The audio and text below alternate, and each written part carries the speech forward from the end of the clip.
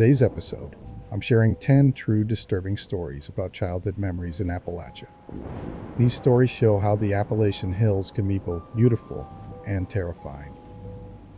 But before we begin, please consider subscribing and don't forget to like and share it with your friends. Let me know where you're watching from. Thank you all. Now let's start. Every summer, my mom packed a duffel bag for me, slung it into the back seat, and drove me 6 hours east to my great aunt Leona's place in the hills. She lived in a town called Marlow, past anything with a remembered zip code, tucked in the Appalachian foothills, like it had been left there on purpose. Her house sat at the end of a dirt road that did not appear on Google Maps. No street signs, no mailbox, just a crooked path through trees that dead-ended at a sagging white house with green shutters and a porch swing that groaned more than it swung. Mom said the time that was good for me. She thought I needed to disconnect from city life, stretch my legs, and learn to be bored. I did not mind. Aunt Leona kept lemon cookies in the pantry, had dusty puzzles and comic books from the 70s, and let me stay up late as long as I did not bother her after 10. It worked for a kid. What got to me first was to apply it. The first few days felt like sinking into a dream. No cars, no planes, no neighborhood kids, only trees in every direction. They pressed up to the yard, thick and tangled and close, like they were waiting. I explored pockets of the property, climbed the slope behind the shed, followed the dry creek bed in the backfield, skipped rocks, and poked around under rotted logs. There was a heavy, damp smell everywhere, moss and earth that never really dried. At night, I read comics until the light made my eyes ache. I avoided the basement. The stairs were steep, the light dim, and the smell down there made my throat itch.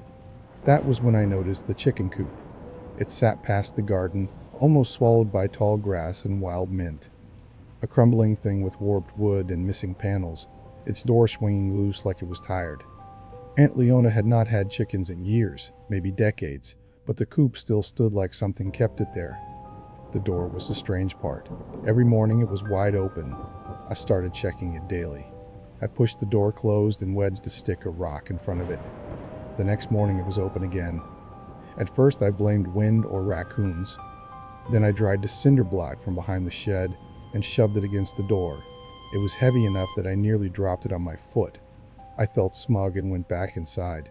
Next morning the door was open. The cinder block had shifted aside. It had not rolled or tipped. It had simply been pushed out of the way. The dirt around it was clean, no paw prints, no drag marks, nothing. I told Aunt Leona over breakfast. She did not blink. She stirred her coffee 3 slow, even turns, rose, and walked out to the porch without a word. I sat there staring into my cereal bowl, wondering if I had imagined it. That night, I heard something for the first time. Around midnight, a humming drifted from the woods. One line of melody, off-key, like someone trying to remember a half-forgotten lullaby. It was soft and slow, and it froze me in place. The next night it came back, louder and closer. By the third night it moved to the edge of the yard. By the fourth it was in the garden. By the fifth it was right outside my window. I did not sleep much that night. I waited for footsteps or tapping on the glass. I got neither, only humming. I hummed back, just a little. A single phrase trying to match the sound. Everything stopped. The silence afterward felt worse than the humming. It pressed down on the roof like the house was holding its breath. The next morning I found footprints under my window. Small, bare, toes splayed too far apart, longer than they should have been. I went to Aunt Leona. She listened this time. She sat still, then opened a drawer I had never seen her touch. She pulled out a beeswax candle wrapped in faded cloth. "If they get curious," she said, handing it to me, "light this. Keep it beside you. Do not speak to them, no matter what they sound like." I asked who they were. She did not answer. That night around 1 I heard new sounds. Scratching, long, slow drags across the porch boards. Not the quick scatter of an animal, but deliberate, like fingers. I lit the candle with shaking hands. The scratching stopped immediately. The next morning the front door stood wide, unlocked. From then on I stayed inside when I could. When I went out during the day I did not wander far. I stopped going past the garden and kept the candle with me each night. I barely slept. Things went stranger. I started catching movement in the woods, shapes between trees, faces behind branches, never for more than a second, but I knew they watched. One day on the porch, I saw something in the coop. It crouched in the corner, perfectly still. The same size as a kid, but the shape was wrong. Limbs too long, back too curved. It hummed the same lullaby. It lifted its head and looked at me. I slammed the door and locked it. I did not move until morning. Every morning after that, there were more footprints. They circled the house, sometimes in pairs, sometimes in threes, never just one. One afternoon I walked farther than I should have, past the creek and through a narrow trail I had not noticed. I stepped into a clearing that was not there before. In the center stood a flat, smooth stone table, too clean to have been outside long. Around it were piles of bones arranged in neat spirals like small shrines. Each had a feather of pebble placed carefully on top. Sitting dead center on the table was a blue sneaker. It matched the one I lost the summer before. I turned and ran. I did not stop until I was inside with the door locked and candle lit. That night the humming did not come from outside. It came from inside the house, from the hallway. I sat up in bed, my heart pounding so hard it hurt. The candle's flame flickered as something moved past my door. Slow breathing, floorboards creaking. I did not move. I did not look. I did not look. I did not sleep. At sunrise I packed. I threw everything into my bag, marched into the kitchen, and told Aunt Leona I needed to go home. She did not argue. She laid me a folded piece of paper sealed with wax. "If you ever hear them again," she said, "burn this. No hug, no goodbye." I never opened the paper. I kept it in the back of my sock drawer for years. I grew up, moved to Cincinnati, got married, and had a daughter. Life happened, and that summer faded into something I did not think about, like a bad dream. Then last week my daughter Mara, she is 9, was brushing her teeth before bed while I folded towels in the hallway. She looked up with a toothbrush in her mouth and asked casually, "Hey, do you hear that?" I froze. She tilted her head and smiled, just barely. "They're singing," she said. Then I heard it. Low and soft, one voice humming the first notes. Another joined, a little higher and a little off-key. I told her to get in bed and cover her ears. She giggled as if I were being silly. I did not explain. I ran to the attic, tore through 3 boxes, and found the envelope with the wax still unbroken. I ran to the kitchen, struck a match, and burned it in the sink. The humming stopped. It has not come back since. The next morning there was a single footprint on the back porch. Small, bare, and not quite human.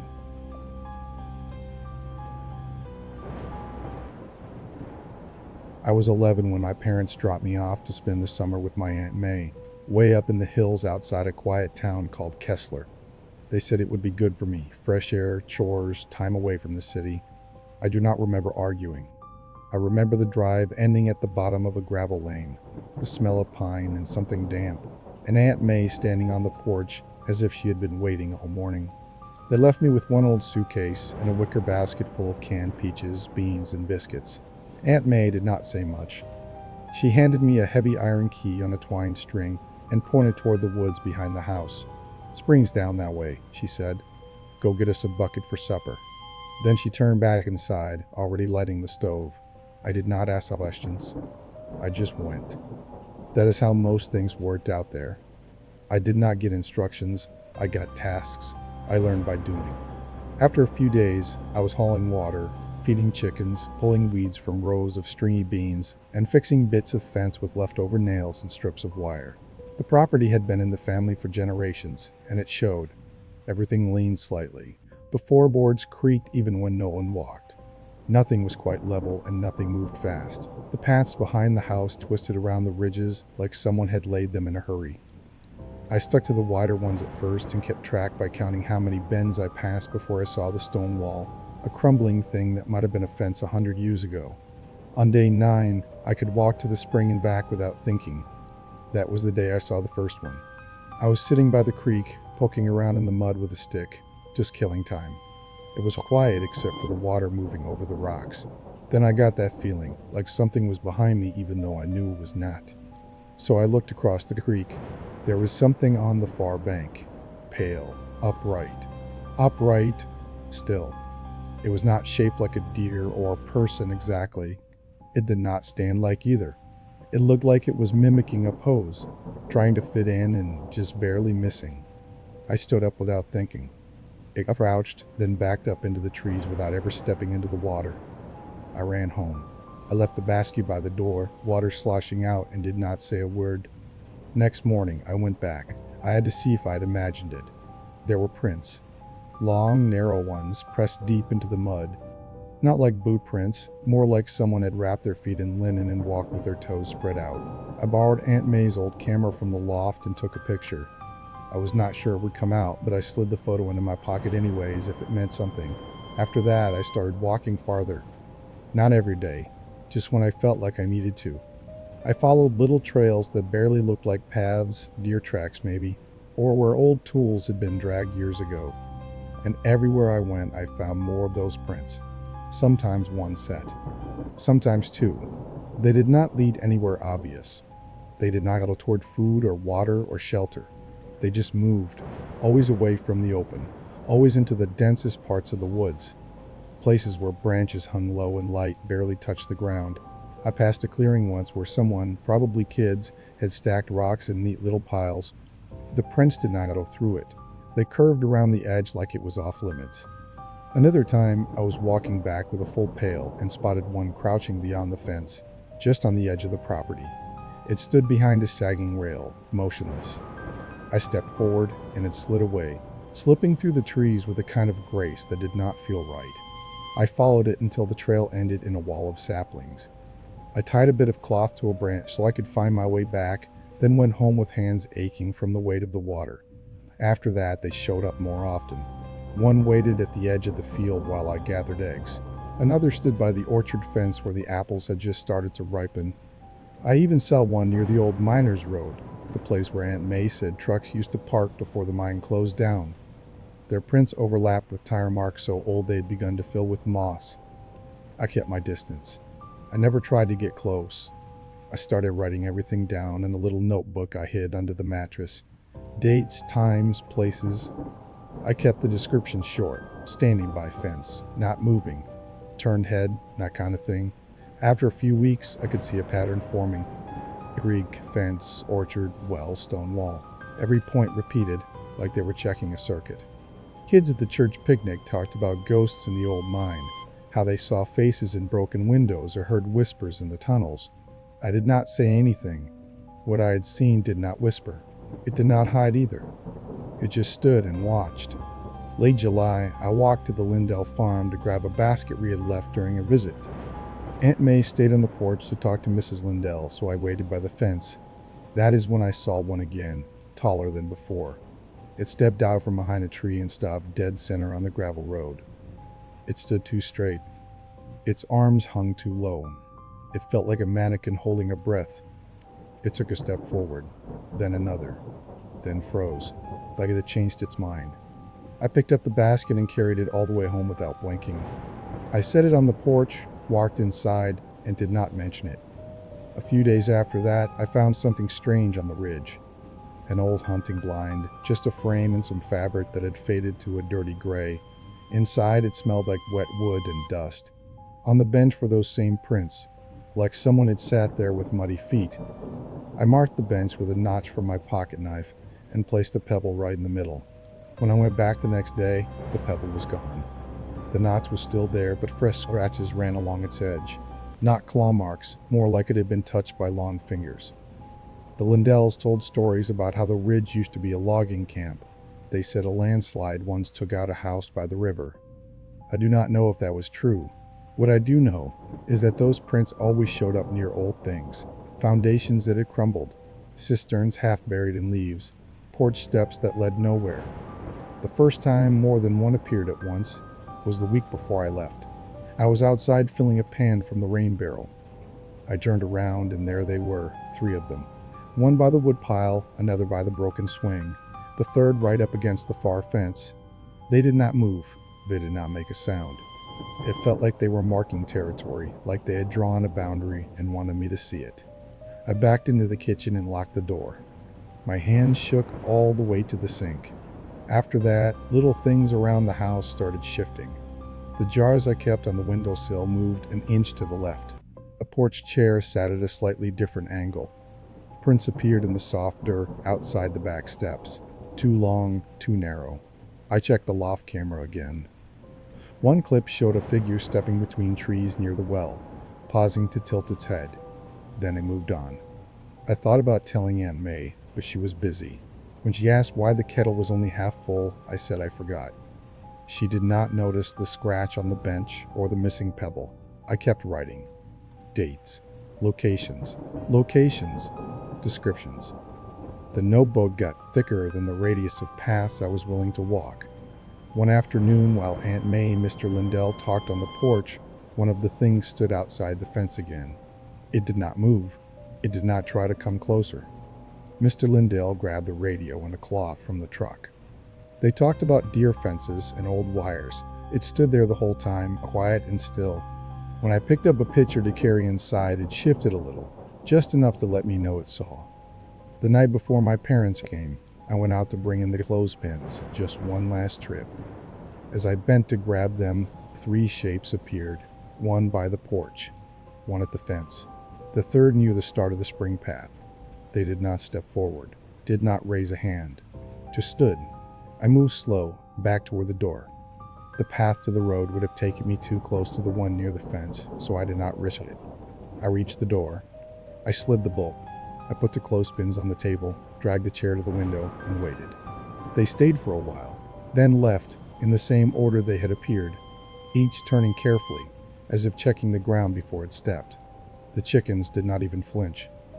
My parents arrived the next morning. They smelled like dust and coal in the long ride in. Aunt May had my bag packed. She did not say much. She gave me a kiss on the head and told me to mind my manners. I did not tell her what I had seen. I left the notebook under the mattress. I slid the photos beneath the camera in the loft. I climbed into the back seat, and I never looked back.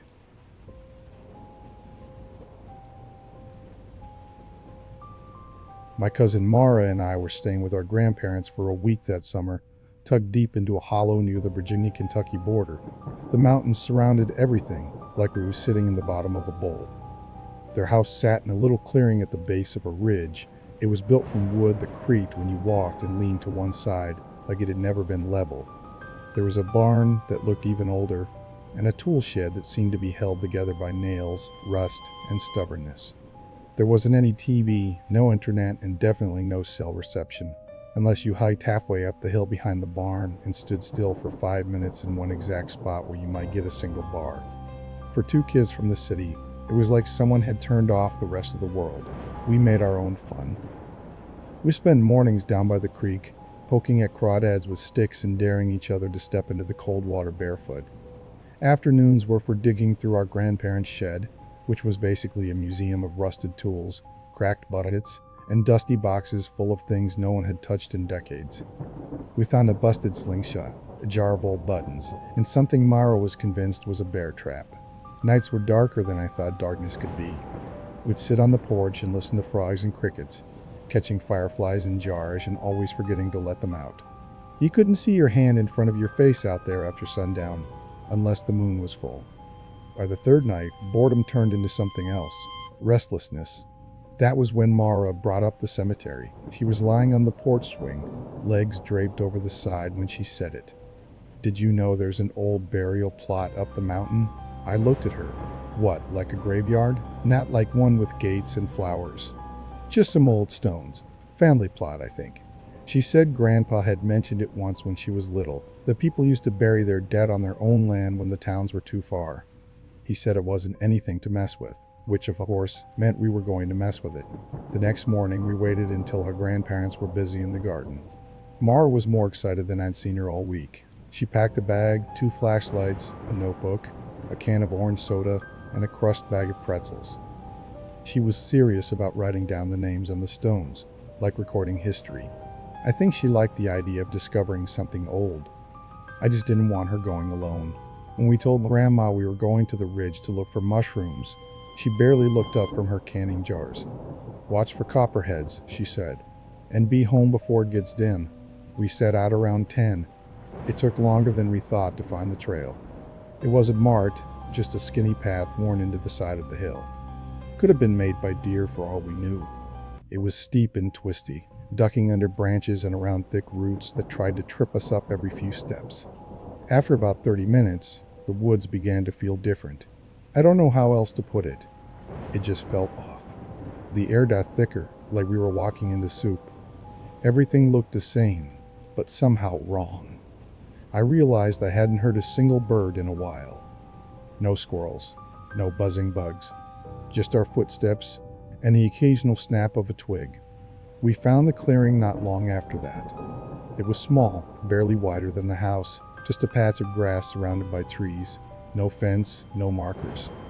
The gravestones were scattered and crooked, like teeth in a dream where your mouth feels wrong. Most were so old you could barely read them. A few had cracked down the middle. Moss covered almost everything. Mara didn't hesitate. She went straight to the middle and knelt in front of one stone, wiping at the letters with her sleeve. I hung back near the edge, flashlight in hand, even though we didn't need it yet. I wasn't scared exactly, but I didn't like how quiet it had gotten. That's when I heard it. A clicking sound, faint and rhythmic. Not loud, just there. It sounded like metal being dragged gently through dirt. I froze, trying to place it. It wasn't wind. The trees weren't moving. I looked toward the sound, but nothing was there. Then it stopped. Mara called out. "Check this one out." I walked over. She was kneeling by a small stone no taller than her ankle. It looked more like a marker than a headstone. The carving was barely visible, but we worked it out together. Lena W. October 15th, 1862, infant, no name. Mara sat back on her heels. Why carve a date, not a name? I didn't answer. I was staring at the edge of the clearing again. I felt like we weren't alone, but I couldn't see anything. Then the clicking came back. Louder this time. Closer. We both turned. The sound was coming from the tree line. I switched on my flashlight and aimed it toward the noise. There was nothing. No animal. No person. Just brush. That's when Mara grabbed my arm. She pointed toward the grass near one of the older stones. Something was lying there. A small, round object. We walked over. It was a spinning top, old, wooden, looked hand-carved. One side was chipped, like it had been dropped or played with hard. Mara bent down and picked it up. "Put it down," I said, louder than I meant. She just looked at me, didn't move. Then, behind us, we heard a sharp crunch. We turned. Our backpack, the one we'd set down near the first stone, was gone. I scanned the clearing. Nothing. Then I saw it, but across the grass, sitting at the base of a tilted headstone. The bag was open. One flashlight had rolled out and was turned on, the beam pointing into the trees. We didn't speak. I grabbed Mara's arm and pulled her with me. I snatched the bag, zipped it up, and said, "We're going, now." We backed out of the clearing, not turning around. I didn't want to see what might be behind us. The walk down was worse. The trail kept disappearing. Everything looked the same. Trees we'd already passed felt like they'd moved. I swear we walked in circles. At one point I saw the same hollow stump 3 times. The air felt colder.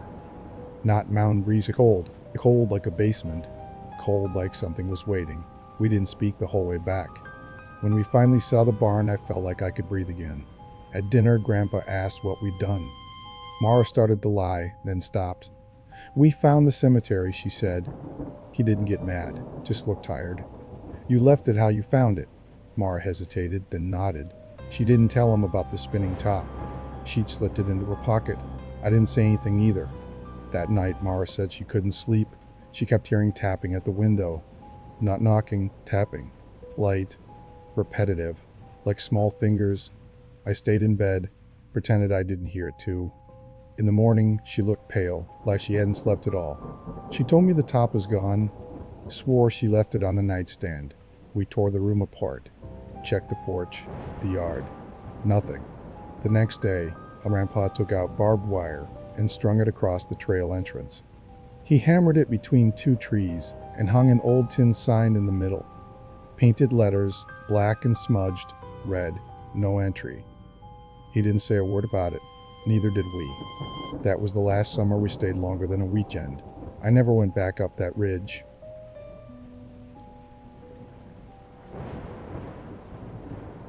We lived in this old house buried deep in the Appalachian hills, so far out that the mail didn't even come all the way.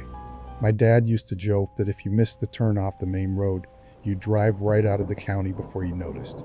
It wasn't a joke the second time it actually happened to someone. Our house sat in a kind of dip in the land, tucked low where the hills wrapped around us like a pocket.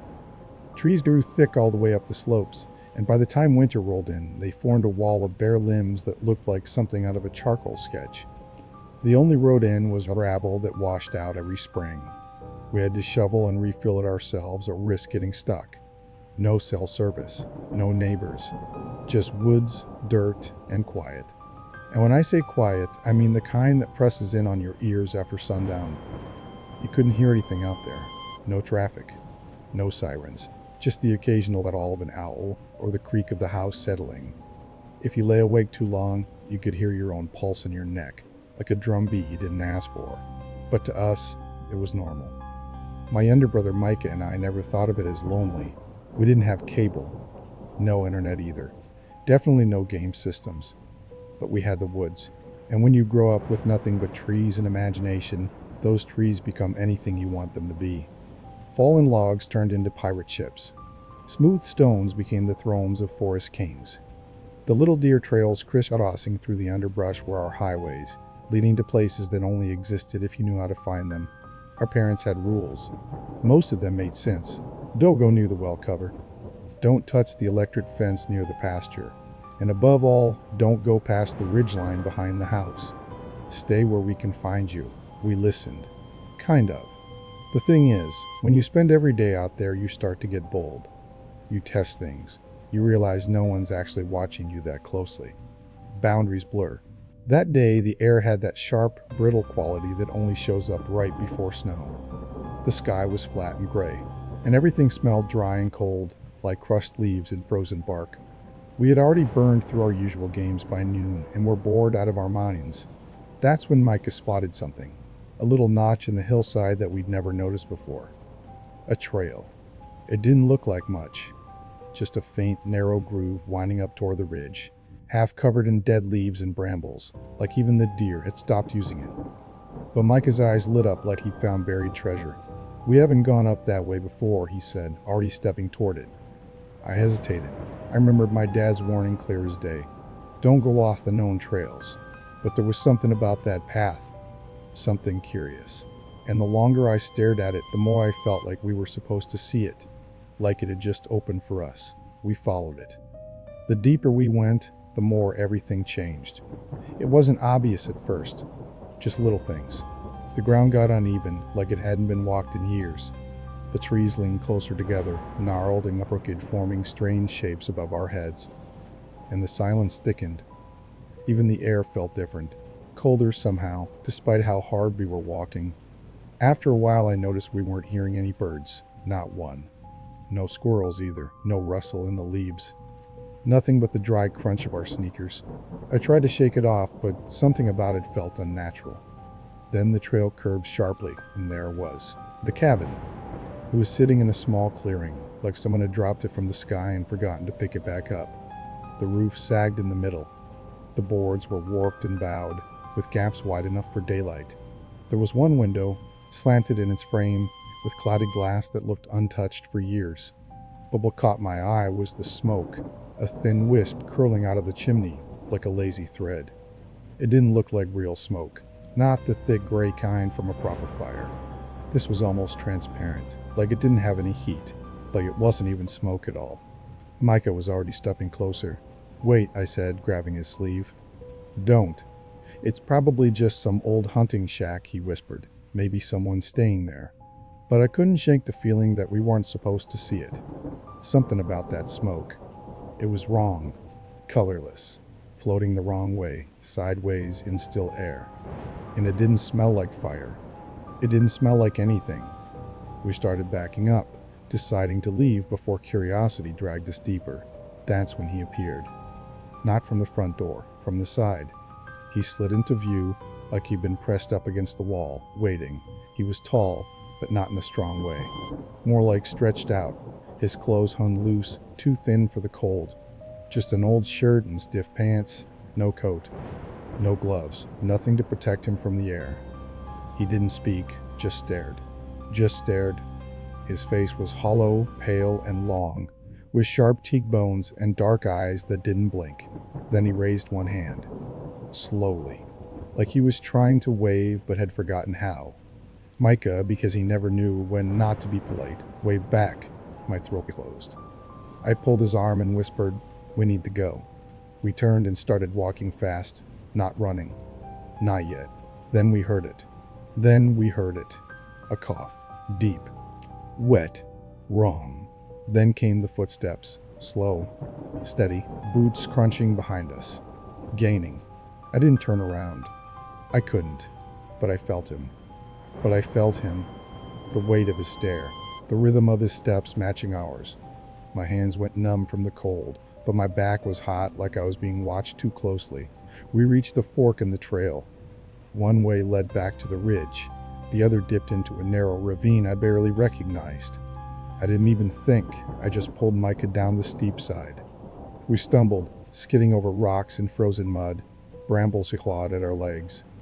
Branches snapped beneath our feet. Still, the boots followed. I could hear them. Louder. Faster. Then, suddenly, a clearing. I yanked Micah behind a fallen pine. The branches were stiff with frost, poking into my back as we crawled under. We crouched, barely breathing. Then the steps stopped. He was right there. I saw his boots through the needles, the cracked leather, mud flaking off. He stood still, not searching, not turning, just still. Like he knew where we were. Then he said it. "I know you're hiding." Not angry, not loud, just plain and steady. Like he was stating the time. Then a sound. The scrape of a match. A faint flare glowing to the branches. Smoke curled in. But not normal smoke. It smelled chemical. Sour. Like burnt rubber mixed with metal. It made my throat seize and my stomach twist.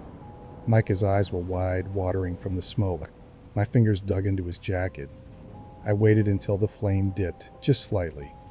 Then I shoved him. We burst out from under the pine and tore through the clearing. The ground was uneven, roots grabbing at our feet, but we didn't slow. We sprinted toward the ridge. Behind us, no footsteps, no voice. Just smoke. At the edge of the woods, we found the old barbed wire fence dividing our land from the preserve. The bottom wire was loose. I dropped flat, shoved it up, and Micah slid under. The barb snagged my sleeves as I followed. I didn't care. I was already running again. We didn't stop until we hit the backyard. Shoes slammed against the porch, then the kitchen floor. Dad looked up from the table, surprised. "What happened?" Micah opened his mouth. Nothing came out. I could still smell the smoke on my clothes, burning into my nose. I whispered the only thing I could say.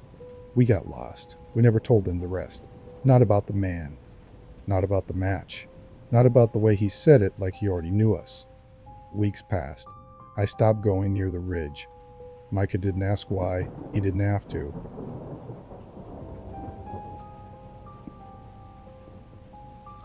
My mom sent me and my cousin Ethan to stay with our grandparents in Canaan Hollow.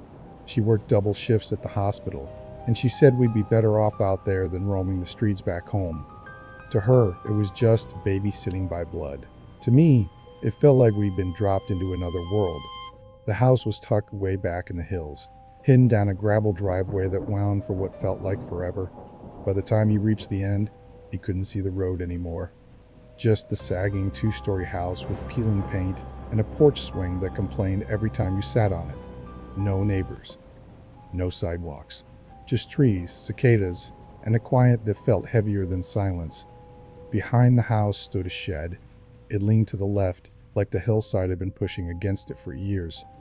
Whole boards were missing. The roof sagged in places, and weeds had crawled up the sides until it looked half swallowed by the earth. The kind of place that looked wrong even when you didn't know why.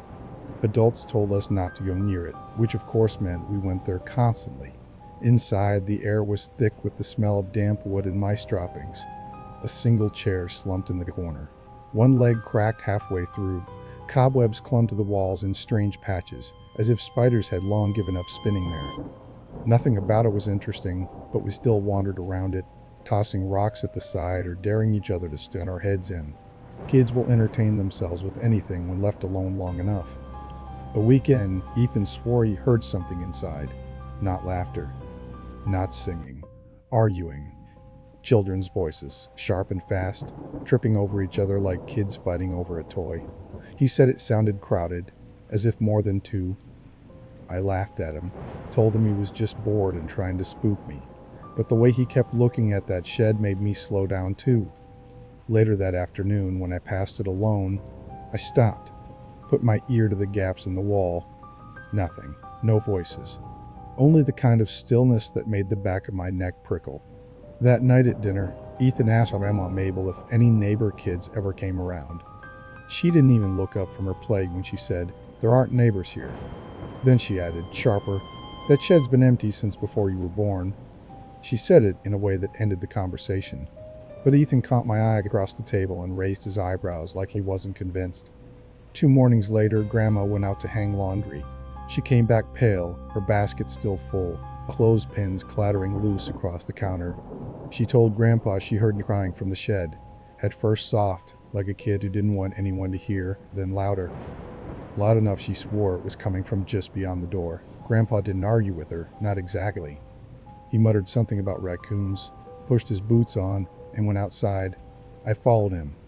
We all did. Grandma stood close behind him, wringing her hands in the hem of her apron, while I pressed near enough to feel the sharp edge of the wood against my shoulder.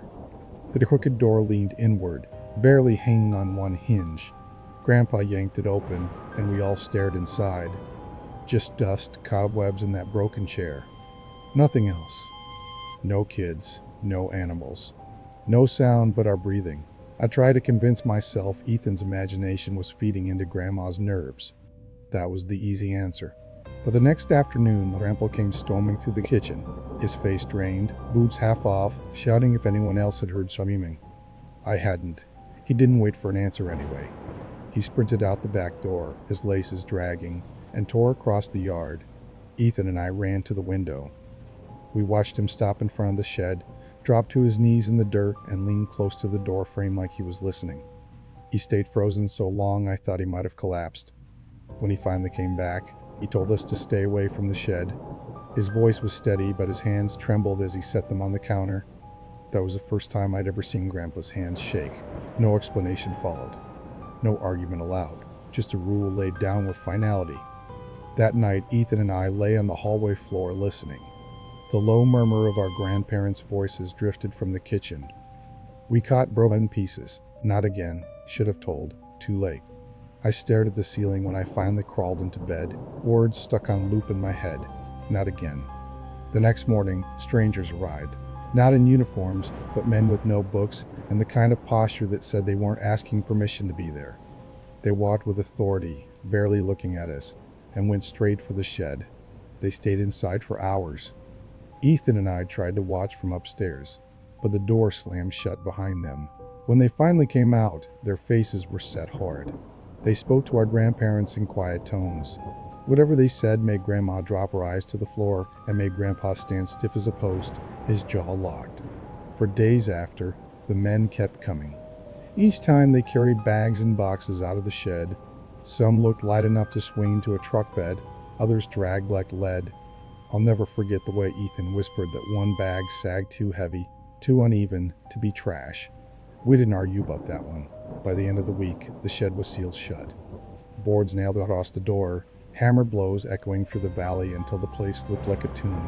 The men left without explanation. The house returned to its routine. Meals, chores, television, but not a word about the shed. Not even in whispers. When the summer ended, I asked my mom what it had been about. She froze, her hand tightening on the faucet. Then she said, "Don't bring that up again. Some things you don't need to carry." She wouldn't look at me. That was all she ever said. But I still carry it. I carry Ethan's certainty, the way he wouldn't stop staring at that leaning shack. I carry Grandma's pale face and her basket of untouched laundry. I carry Grandpa's hands trembling against the counter, the first crack I ever saw in him. I carry the strangers with their notebooks, their grim faces, their bags and boxes that didn't belong in an old shed. Most of all, I carry the distance between my bed and that nailed shut door, only 20 steps away, right behind the room where I slept all summer. Years have passed, but I still wonder what my grandparents knew, what they chose not to say. And I wonder if silence was their way of keeping us safe, or if it was just their way of pretending nothing had ever lived inside that shed in Canaan Hollow.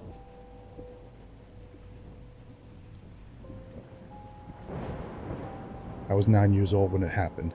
The school bus rattled off like it always did, leaving me standing at the turnoff where the gravel road dipped into the hollow. Same spot every day. I had my backpack slung over one shoulder, one shoe half tied, a stick in my hand that I'd picked up at the bus stop just to fiddle with on the walk. That walk home was always the same, just under half a mile, with the kind of mud that could swallow a boot heel and trees that closed in so tight it felt like they were listening. Dad was working evenings at the mill back then, the one over in Stratton. Grandma stayed home with her soaps and crosswords. I handled the afternoon walk like clockwork. It wasn't something I thought about anymore, just something I did. Head down, one step after another. Trees on both sides, mud sucking at my shoes. The quiet settling in after the bus noise disappeared. That day, though, I caught the sound of a truck before I saw it. It started as a hum behind the trees, low and steady. The kind of sound that blends in if you're not paying attention. But I was. I heard every kind of engine on that road. This one was idling slow, matching my steps like it was pacing me. I glanced back, just enough to see it coming around the curve behind me, an old, dark pickup with rust climbing up the wheel wells. The man behind the wheel leaned over and stuck his arm out the window like he was just stretching. When I saw his face, something tightened in my chest. His name was Clayton. Lived on Jasper Ridge, past the bridge where the road goes from gravel to dirt. I'd seen him maybe a dozen times in my life, usually from a distance. Never talked to him. Dad would give him a short wave sometimes if he passed him on the road. That was it. Not friends. Not enemies. Not enemies. Just known. He slowed down until the truck was crawling beside me. "Where you headed?" he asked, casual, like we were old buddies. I didn't answer right away. He knew where I was headed. Everyone around here knew who lived where, especially a kid walking this road after school. I gave him a tight shake of the head and said, "I'm good." He smiled. Not big, not friendly, just a tug at one side of his mouth. "Hop in, I'll take you the rest of the way." I told him no, firm this time, but he didn't drive off. The truck just kept creeping along beside me, tires popping small rocks and dragging through the gravel. I could hear it clearly now, each roll of the tires syncing up with my heartbeat. I kept walking, faster now, eyes forward, but I could still feel him watching me, his presence pressed on my right side like heat. Then he said, "Your dad asked me to give you a lift." That stopped me, not my feet. I didn't stop walking, but my thoughts snagged, because I knew that was a lie. My dad never arranged stuff like that. Never once. I didn't respond, just picked up the pace again, tried to pretend he wasn't there. But he leaned further across the seat, voice getting lower, almost like a whisper, and he said my name, drawn out, like he was tasting it. I didn't like the way it sounded coming from him. It felt dirty. That was the moment everything shifted. My stomach turned icy. I didn't think. I just stepped off the road and into the trees. The slope was steep, the ground uneven, but I knew the shortcut. If I could cut across fast enough, I could come out near the edge of our backyard. Behind me, the truck braked hard. Then came the door. That heavy metal slam echoed in the trees. When I looked back, he was already moving, coming after me. Fast but not running, like he didn't think he needed to. "Hey," he called. "You don't need to be scared." That did it. I ran. I tore through the underbrush, not caring about the branches slapping my arms or the thorns grabbing at my jeans. My legs pumped harder than they ever had. I slipped once, slid on some wet leaves, caught myself on a tree trunk and pushed off again. My lungs burned. My heart was hammering so loud it sounded like it was in my ears. I didn't look back. I kept moving downhill until the trees started thinning, and I caught a glimpse of the edge of our trailer through the brush. I screamed for my grandma. My throat was raw from the run, but I screamed anyway. The screen door was shut and locked, and I hit it with both fists over and over until she came into view. She didn't ask why, didn't hesitate. She yanked the door open, grabbed me by the arm, and pulled me inside with more strength than I thought she had. As soon as the door slammed behind me, she threw the bolt. Then we heard the engine again. The truck didn't idle this time. It roared past the house like it had somewhere to be, gravel spraying from the wheels.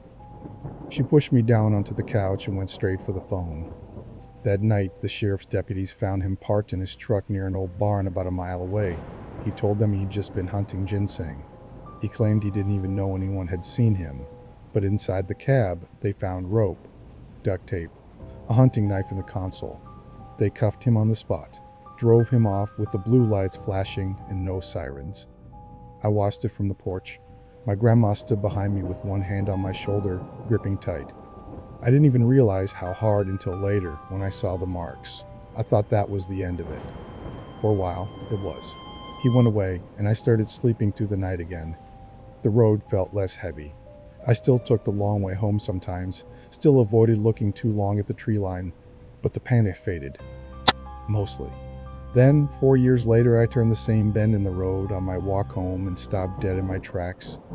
His truck was back. Parked in the same spot, same rust patterns, same dent in the rear bumper. I froze. Everything in me just locked up, like I'd stepped into ice water. Then I turned and sprinted all the way home. Dad was in the kitchen when I burst in, breathless, words tumbling out of my mouth too fast. He didn't say anything for a long moment, just stared down into his coffee, like it had something important to say. Then he said, he served his time. He's allowed to be here. I wanted to throw something, but I didn't. I just went to my room and shut the door. After that, I couldn't go anywhere near his property. If I had to pass that way, I'd cut across Mr. Bell's field or take the drainage ditch and come up from the far side. I didn't care if I got soaked, didn't care if it took 20 extra minutes. I couldn't stomach seeing that porch, that door, him. Once, I caught sight of him sitting outside, beer in hand, just watching the road.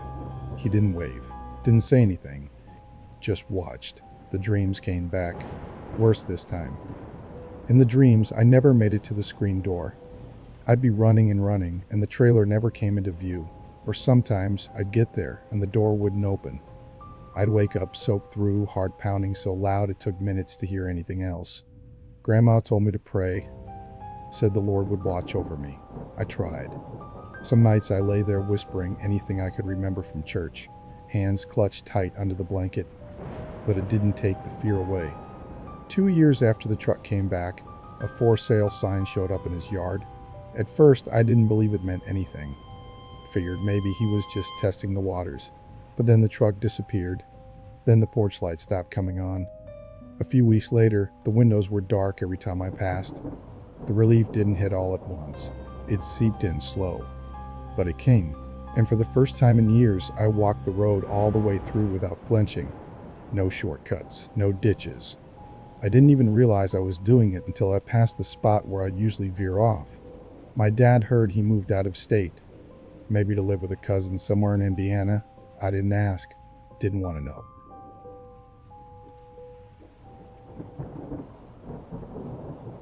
My grandparents had this old farmhouse tucked away deep in the Appalachian hills, about an hour from the nearest gas station and even farther from anything that felt like a real town.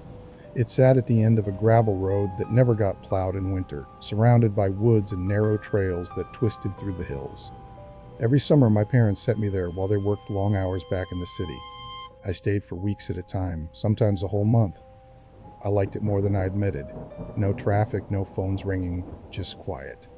My grandparents weren't strict. As long as I helped with a few chores and came back in time for supper, I could go wherever I wanted. By then, I knew the area pretty well. The summer before, my cousin Evan and I had spent our visit mapping out the hills like explorers. We built forts out of fallen branches, gave stupid names to trails, stacked rocks to claim spots, and even carved our initials into trees.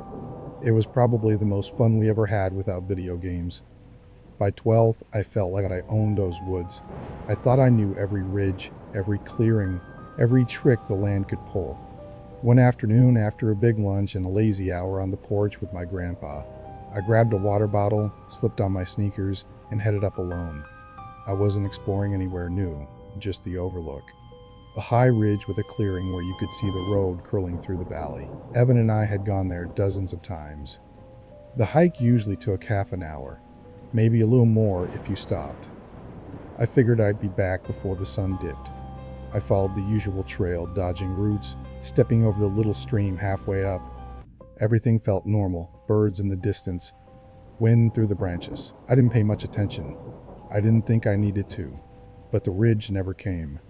After 40 minutes of steady walking, something felt wrong. The trail had narrowed. The slope didn't feel right. I paused, looked around, and saw nothing familiar. No rock piles. No carved trees. Just a wall of trunks stretching in every direction. I figured I'd veered too far right. It happens sometimes, so I cut left, climbing again. After 10 minutes, I spotted a large, rotting stump. Gray, hollowed out, covered in moss. It looked familiar. I felt relief, until I realized I had already passed it. My stomach tightened. I was starting to feel lost. I tried to stay calm. I slowed down, checked behind me, picked a straight line and stuck to it. But the woods didn't play along. After a while, I was standing at the same stump again. It didn't make sense. I had walked carefully. Straight, no loops, no turning around. And still, I was back. That's when the fear hit. I told myself to think logically, to keep moving. I chose a new direction, downhill this time, walking fast and counting steps. My eyes scanned for anything familiar. Then, suddenly, the trees peeled away and I stepped into a clearing I didn't recognize. At first, I thought it might be an old hunting camp, but then I saw it, a shack. Leaning slightly, like it had sunk into the soil on one side, the wood was gray and splintered. The roof sagged. The door hung cracked open, just a few inches. There had never been a shack on this ridge. I stared for a long time. The grass around it wasn't overgrown. It was pressed down in patches, like feet had been moving in and out recently. Not many, but enough. I thought about calling out. I opened my mouth, but nothing came. I wasn't sure I wanted anyone to answer. I turned and walked away quickly, not running but close.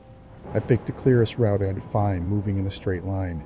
10 minutes later, the trees thinned again. My chest dropped. I was back. Same clearing. Same shack. Same brick door waiting for me. I froze. I hadn't turned around. I hadn't made a mistake. I knew I hadn't. I decided to mark my path.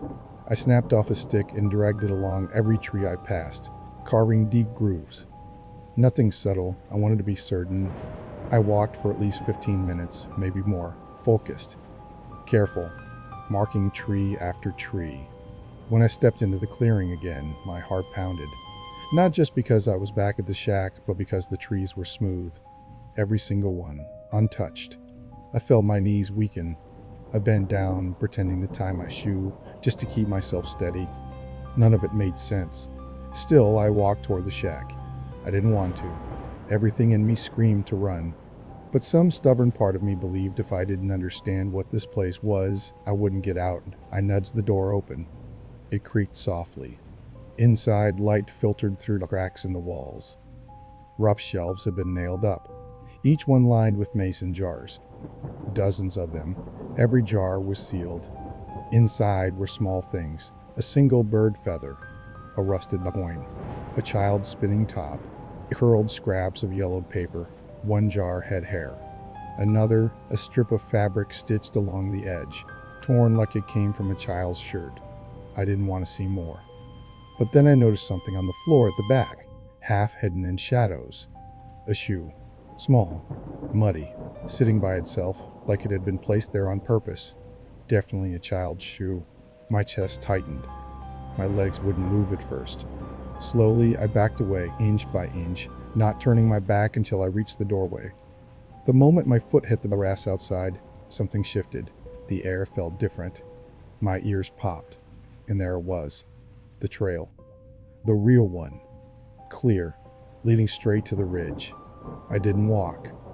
I ran, all the way back through the woods, across the stream, past the edge of the cornfield, straight to the farmhouse porch. I was panting so hard I could barely speak. My grandma opened the door and asked what happened. I just said I got a little lost. That night, I barely slept. I never told Evan. I didn't want to scare him. Or maybe I didn't want to hear it out loud. I never went near that ridge again. Even years later, when I came back as a teenager, I avoided it completely.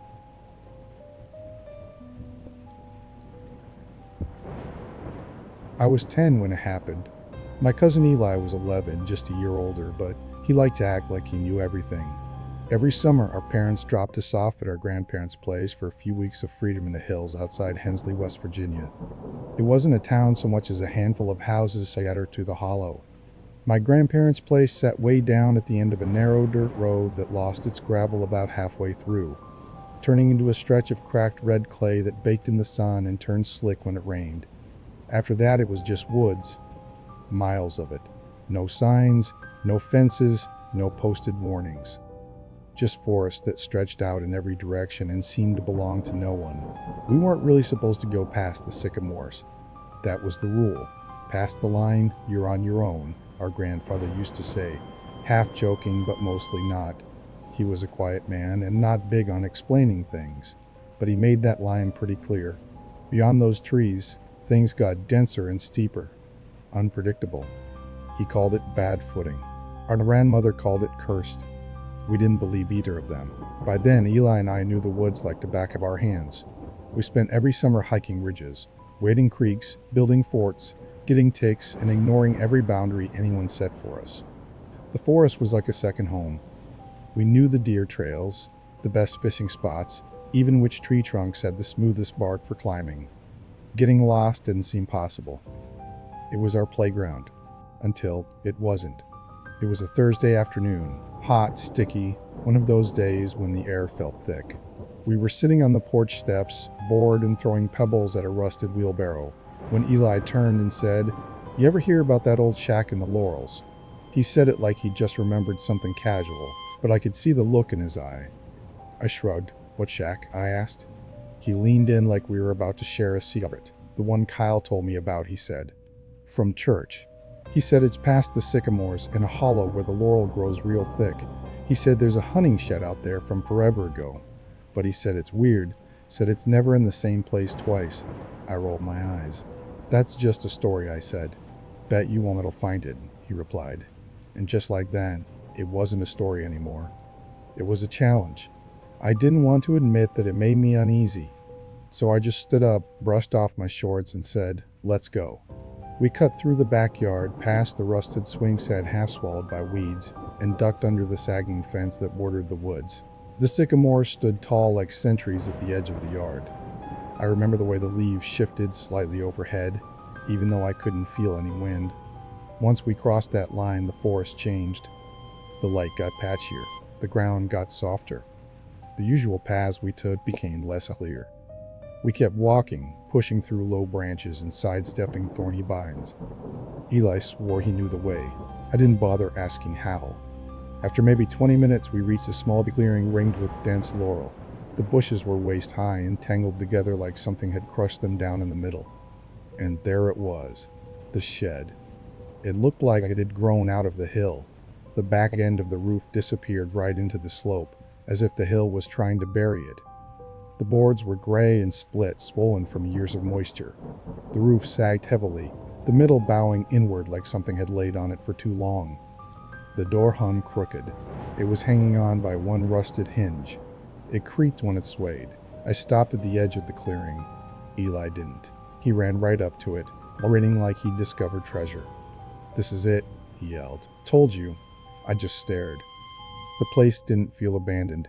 It felt paused, like someone had left but hadn't gone far. He pulled the door open, and it moaned as it swung back. Inside it was dark, but not pitch black. Light filtered through the cracks in the boards. Rusted tools lined the walls, dangling from nails like forgotten ornaments. There were piles of boards, dented cans, and an old oil lamp missing its glass. But the thing that stood out were the chairs. 3 wooden chairs, lined up against the far wall, perfectly straight. No dust, no cobwebs, no signs of weathering. They looked freshly placed, like someone had just finished a meeting and stepped out for air. Eli stepped inside without hesitation. "It's a meeting room," he said, laughing, and sat down in the middle chair like it had his name on it. He leaned back and folded his arms, smirking at me. "Come on, it's just a fort," he said. I didn't move. Something about those chairs made my skin crawl. They weren't part of the rest of the junk. Everything else had clearly been left to rot. Not those. Eventually, he stood up and we left. But from the second we stepped back into the woods, something felt off. The trail didn't look the same. The log we'd climbed over was gone. In its place was a stack of flat stones, carefully piled. The birch tree we passed earlier, its trunk had been leaning right. Now it leaned left. Maybe we looped around, Eli said, trying to sound casual. But I could hear the doubt creeping in. We kept walking. The woods grew unfamiliar fast. New forks in the path appeared where there had never been any. A fence ran across a stretch of open ground that used to be bare. The air felt thicker somehow, like we were breathing through cotton. "Let's turn around," I said. We did, and found ourselves back at the clearing, back at the shed. Its door was open again. I remember pulling it shut. I was sure of it. We stepped in just far enough to see the chairs again. Only two. The middle one was gone. Eli's mouth opened, but nothing came out. He blinked fast and said, "We must have counted wrong." I didn't even respond. I turned and started walking. We tried to find the stream that always led us home. It was our anchor. No matter where you were in the woods, if you found the water, you could follow it back. But every path we took twisted back on itself. Trails that should have gone downhill led us uphill. Clearings repeated. It was like walking in circles, drawn by someone else. At some point, Eli fell silent. I could hear his breathing, short, tight gasps like he was trying not to cry. Then I heard something else. Footsteps. Deliberate, slow, just behind us. I turned and saw him. A man stepping through the trees. He was clean. Too clean. Pressed shirt, dark slacks, shiny black shoes that didn't match the terrain at all. His smile was thin. His eyes were wide and too still. "You're far from home," he said. His voice was smooth. Too smooth. Like a voice on a recording. "I'll take you there," he added. He kept glancing toward the ridge behind us. Quick, twitchy looks, like someone was supposed to be coming. His arms stayed stiff at his sides, unmoving. Eli whispered, "Maybe we should ask." "No," I said, backing up. The man stepped closer. "You're coming with me," he said. Same tone, same delivery. Like a sentence he'd repeated 1,000 times. I don't know what came over me, but I lunged. I shoved him with both hands hard. He hit the dirt flat on his back. His eyes didn't blink as he scrambled to get up. Eli bolted. I followed. Branches snapped against my arms. I didn't stop until I felt cold water splash around my ankles. The creek. We followed it, and the world began to make sense again. The trees looked right. The trail opened up, and just ahead, through a break in the brush, was our grandparents' house. We didn't speak until we were inside, sitting in the kitchen, dripping and out of breath. Our grandmother looked us over and muttered something about kids and curses under her breath. Our grandfather just lit a cigarette and stared out the window. That night, upstairs in the little bedroom, I asked Eli what he thought that man wanted.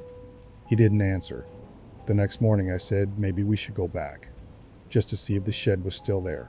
I don't know why I said it. Part of me wanted to believe we imagined it. Eli looked sick, but he nodded. We searched all day, past the sycamores, into the laurels, up and down hills we were sure we'd been on before. We found nothing. No shed, no clearing, no chairs. It was like the whole place had vanished. Eli never mentioned it again. Neither did I.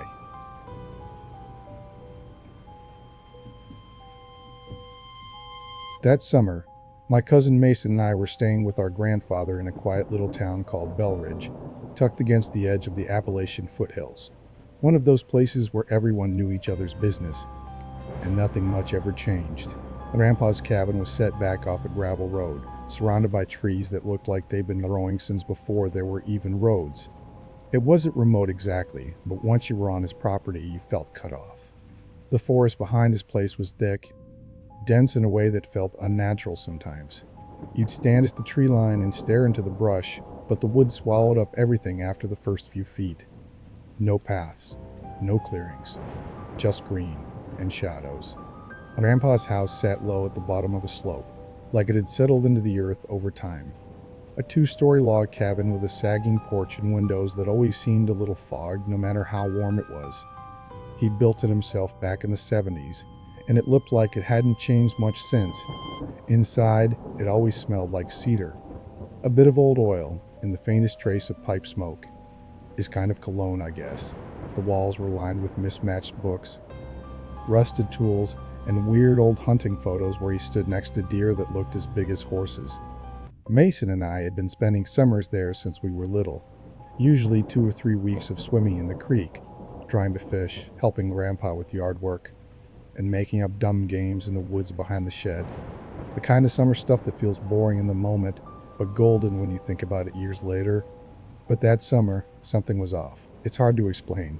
There wasn't one specific thing, just this low hum of unease that crept in right away. The woods seemed quieter than usual. Grandpa was a little more on edge, still himself, but distracted, like he was always waiting for something. He'd pause mid-sentence and glance out the window without even realizing it. Once, I caught him hammering a rusty nail back into the fence post by the back door. When I asked why, he just said, "Loose things shouldn't stay loose out here." Behind the cabin, deep in the woods, there was this old structure we always called the smokehouse. I don't think it had ever actually been used for smoking meat, but that's what Grandpa called it. It was maybe 100 yards into the trees, barely visible from the back porch if the light hit just right. You had to push through some underbrush to get there, and the ground around it always felt a little soggy, even when it hadn't rained. The building itself was a mess, small, crooked, made of old, splintered boards that were dark with age and streaked with something darker. The roof sagged. The door hung sideways, and there was one square window with no glass, just a frame, empty and dark. Grandpa didn't like talking about it. He was never dramatic, didn't do the whole scary old man thing. But if we brought it up, he'd shut us down. "Ain't for you," he said. "Don't mess with it." That was it. No story. No warning. Just that. So, of course, we messed with it. The first time was just a dumb dare. Mason picked up a rock and dared me to throw it at the window. I missed by a mile. We laughed and ran off, pretending we were 10 again. But a few days later, we wandered back. A little braver this time. We walked right up to it, standing in that soggy patch of ground, and tried to look through the window. Couldn't see anything. Just black. Not shadowy, not dim. Like the space inside refused light altogether. The closer we got, the weirder everything felt. The air changed. It got still, but not in a peaceful way. It was like the trees had all turned to watch us. Like the woods were holding their breath again. Mason picked up a stick and poked it through the window. He barely got the tip inside when we heard something. This soft, dry, shifting noise like cloth being dragged slowly across the floor. We froze. Didn't say a word. Then we bolted. Ran back to the cabin, breathless and shaking, and didn't speak of it for the rest of the day. That night, I couldn't sleep. I kept staring at the ceiling, trying not to imagine anything. Around 3 in the morning, I heard something outside. Leaves crunching. One slow step at a time. Not an animal. Too heavy, too deliberate. I didn't move. My bed was right by the window, and I was suddenly aware of just how thin the glass was. Mason was in the other bed, completely still. I could hear how quietly he was breathing, like he was trying to disappear. We never looked out the window. Next morning, we found tracks in the dirt outside. Bare feet, big, but only 4 toes. They circled the cabin twice, then disappeared back into the woods. We told Grandpa. He looked out the window for a long time, then muttered, "That's why you stay away." He didn't ask for details. Didn't say another word. A few days later, he had a drive into town, something about picking up a part for the well pump. Told us he'd be back by supper. It was cloudy that day. Not stormy, just this constant gray drizzle that made everything feel like it was stuck in a loop. We played cards for a while. Got bored fast. Then Mason turned to me and said, "If we open the smokehouse just once, we'll never touch it again." I hesitated, but part of me was curious. Not in a brave way. Just that kind of stupid curiosity that makes you poke at something you know you shouldn't. I said okay. We grabbed one of Grandpa's old flashlights from the shed and headed out. As we got close, I felt it again, that pressure in the air, like we were walking into a place that didn't want us. And the door? It was already cracked open. Neither of us had touched it. Mason looked at me, then stepped forward and pulled the door wide. Inside, it was darker than it should have been. Even with the gray sky above us, we should have been able to see the walls. But it was just dim. The walls were streaked with black, but not like smoke. It was more organic, almost wet. The floor was bare dirt, and it stank like rotten fruit and something sour. Something warm. We stepped inside. The flashlight flickered once, then dimmed, then died. Before I could react, the door slammed behind us, hard, like it had been kicked shut. Mason yelled. I spun toward the door, grabbed the handle. Nothing. It didn't move. I turned to the window to call out, and that's when I saw the thing in the corner. It was facing the wall, just standing there, motionless. Long black hair hung down in front of its face, and its body was wrong. The limbs were too long, the shoulders too sharp. It looked like it had been stretched in all the wrong directions. Mason whimpered. I reached for the flashlight, but my hand was shaking, and I dropped it. When I looked up again, it was closer, still facing the wall, still not moving, just closer. Then it started tapping. 1, 2, 3 slow knocks against the wall, like it was counting. I snapped, slammed my shoulder into the door. Nothing. Mason joined me. We hit it together over and over until something cracked and the latch gave way. We fell outside into the mud, scrambled to our feet, and didn't look back. We ran all the way to the cabin, lungs burning, hearts pounding. When Grandpa got home, he didn't ask what happened. He just looked at us, real quiet, then went out back and nailed the wooden cross above the door. Said something about old hills holding older things. Told us whatever we stirred up didn't like to be woken. Things didn't go back to normal after that. The woods got even quieter. No birds, no bugs. Just this heavy, pressing silence that hung around like fog. Some nights we'd hear it, the tapping. On the walls, on the windows. Always 3 knocks. One morning, we found a rabbit on the porch. Dead. Legs snapped, twisted at weird angles, like it had been arranged there on purpose. We stopped going near the back of the house after that. A few days before we left, Grandpa handed me a small, worn pocket knife, said it had been in the family a long time. Told me not to forget what I'd seen, because the hills didn't forget. They just waited. That was the last summer I ever spent in Bell Ridge.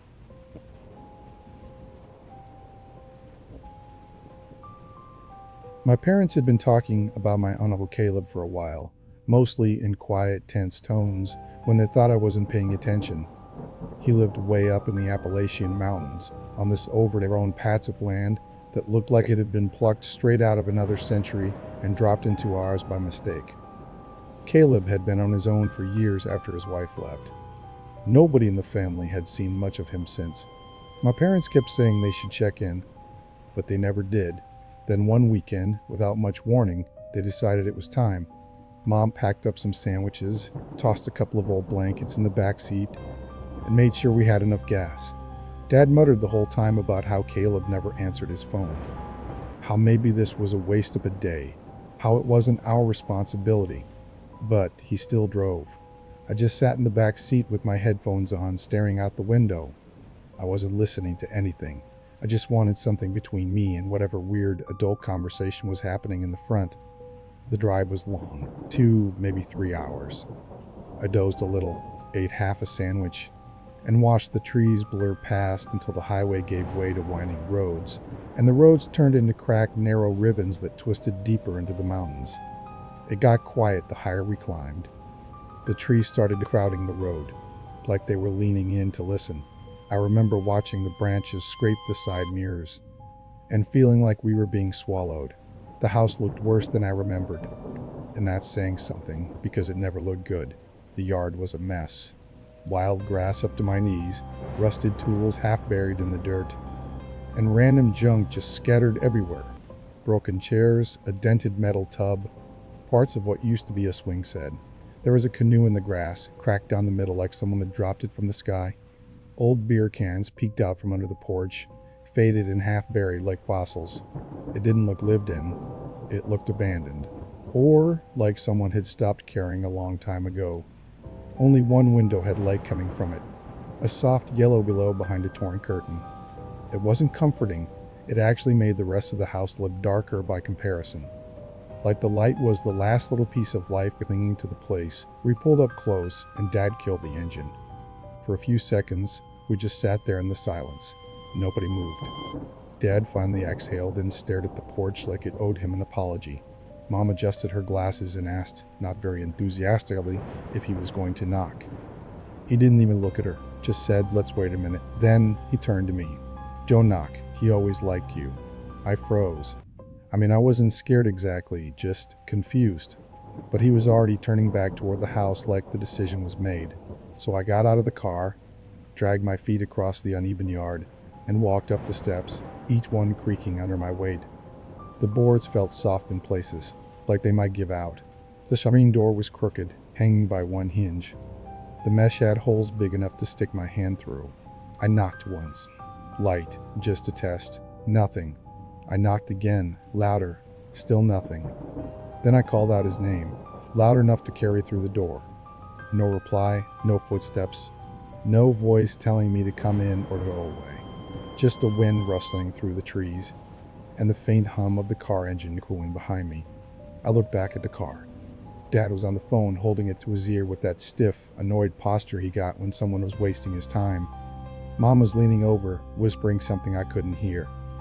Then Dad looked up at me and raised his hand. "Wait there." So I stayed on the porch, awkwardly peering through the torn mesh into the murky interior. It smelled like damp wood and old plastic. Dust floated in the beam of light coming from that one window.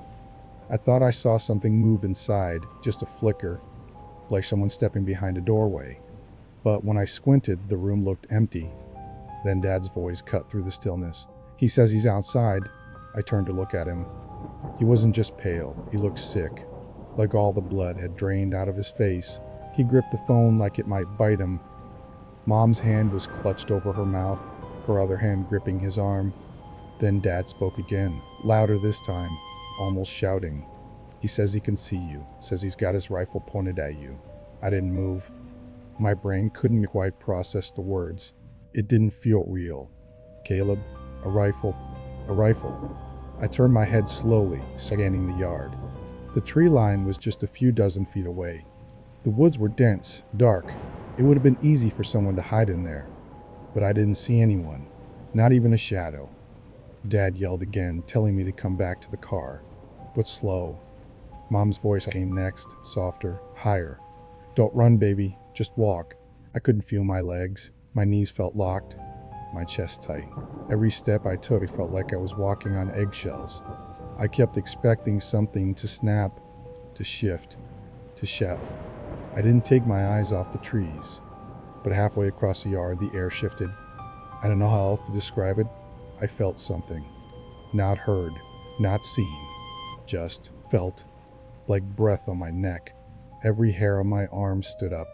It wasn't imagination. It was certainty. Something was behind me, watching, maybe aiming.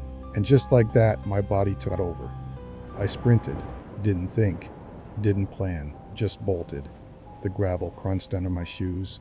I reached the car, yanked the back door open, and dove inside. Slammed the door so hard the windows rattled. Mom pulled me into her lap and wrapped her arms around me like she was trying to shield me with her whole body. Dad didn't say a word. He just threw the car into reverse, spun it around, and took off down the dirt road like something was chasing us.